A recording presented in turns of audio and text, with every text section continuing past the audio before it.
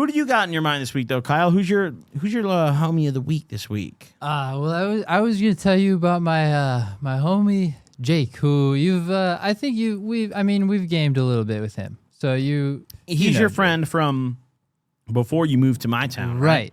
Before I moved to your town. Okay. I lived in this other town for a while. So tell me about this friend of yours, Jake. Why is he so significant? Now this was the homie in this old town. I originally met him through I was in like freshman year of high school, and I didn't have any good reliable plug or consistent plug. Every time I was buying, it was usually like I would just pitch in with a homie that was buying. So I didn't have my own plug.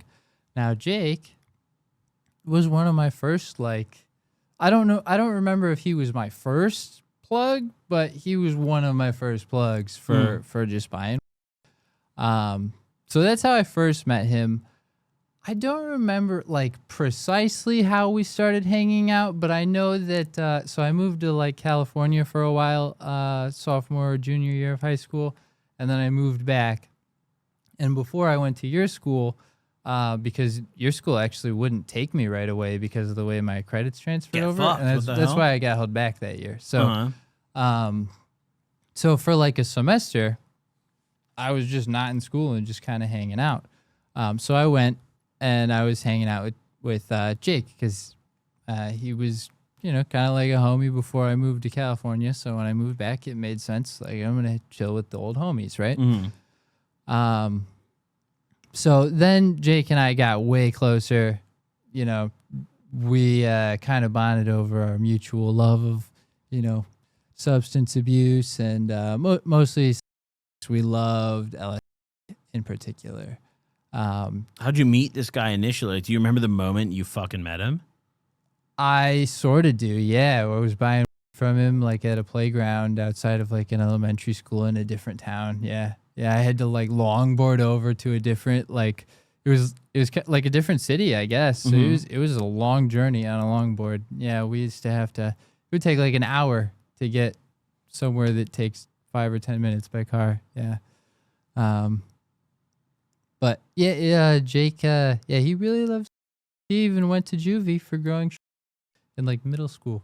So he was kind of already a legend, but before I met him, he was a legend because he was growing and had already gone to juvie like in like 8th grade or whatever. So I had already heard about him before. So everyone thought he was cool. They were like, wow. Yeah, basically everybody was like, all right, that guy, he was doing that before we even smoked, basically. So that's major. Right. He was advanced in getting intoxicated. Which freshman and sophomore year, that was very cool. This guy's basement, he had like a very dungeon-like basement that we'd always take LSD in. Was that like your go-to spot? That was the go-to spot. Me like and Cody's the boys, garage, but your version. Basically, yeah. So we'd have like a table like this one, but we'd get like 2 or 3 of them, and we'd just set them up side by side in his basement. We'd always play like rock, paper, scissors or something to see who had to sit on the far right. Because there was this old like bed frame. It was like a steel like bed frame, but no mattress on it. And it just had like 2 pairs of handcuffs on it. And that gave us bad vibes when we were tripping. So we'd always play rock, paper, scissors to see who had to sit in that, like the scary spot. But we'd put like neon trippy posters and, we had a disco ball with like black lights over the posters. We'd create a nice little ambiance in this very spooky basement. Had a lot of spiders too. But yeah, we'd all just play. We'd set up the tables and we'd bring our laptops and just play like League of Legends or whatever. Just tweaking. Yeah, while tripping hard as hell. I remember that's what we did the first time I took.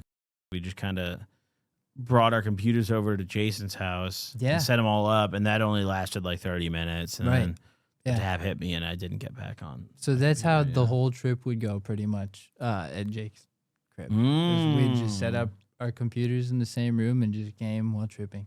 That's fun, though. That's like a good good trip experience, you know? Yeah, because then whenever one person like was kind of like if one person was kind of starting to have a bad trip, you had two support systems right there, you know?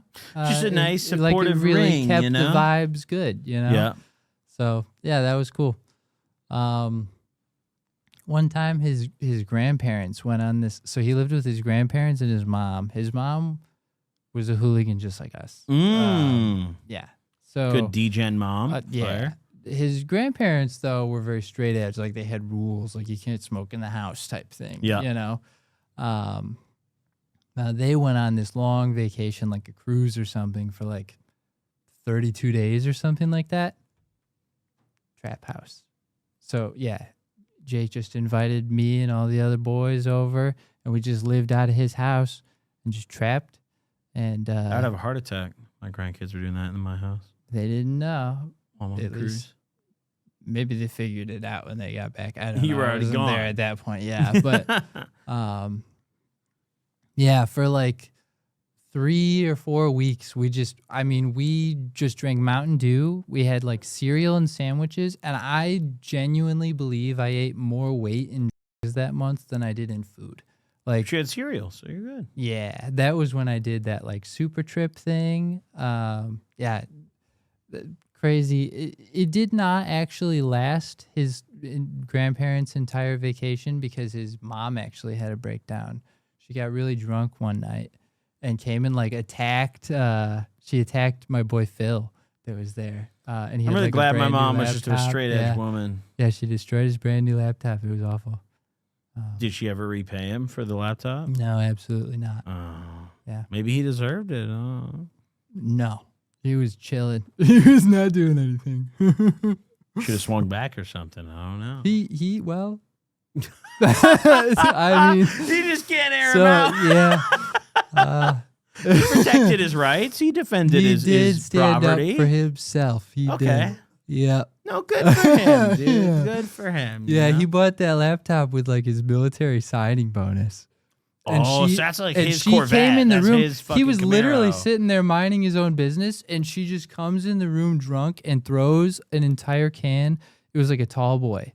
And she throws it right at him, and it hits his laptop and just fries it.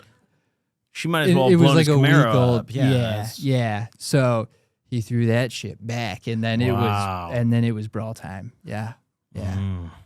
Because we weren't sober either, and for me and Jake, it was honestly I was surprised. Jake was he was same as me, just watching it, like mesmerized.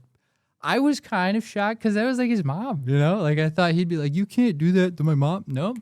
He was just, no, get her. I mean, he knew she probably deserved it in that moment, you know? Like, it'd have been. Well, then, same night, he and her had a fight also. And that's why we had to evacuate the trap house. The cops did. It was Ma's trap house. The cops did come. So. Ma's trap house. Yeah, so. Yeah, we took all Jake's like trap supplies, and we hid them. We had put them in a safe, and we rode out on our longboards at like 4 a.m. and we hid them in a cornfield, so that when the cops came, if they searched his house, they would not be there. You know. There you go. Yeah. You went and recovered him later. Mm-hmm. Yeah. Very nice. Yeah. Very nice. Well, you know, I gotta say, you know, I think. Anyone who has a mom that acts like that, maybe she should get a laptop thrown at her. Yeah. You know? I don't know. Don't destroy the homie's laptop with a tall boy, and you wouldn't get a laptop tomahawked at your head. Yeah. You know? That's where I'm at.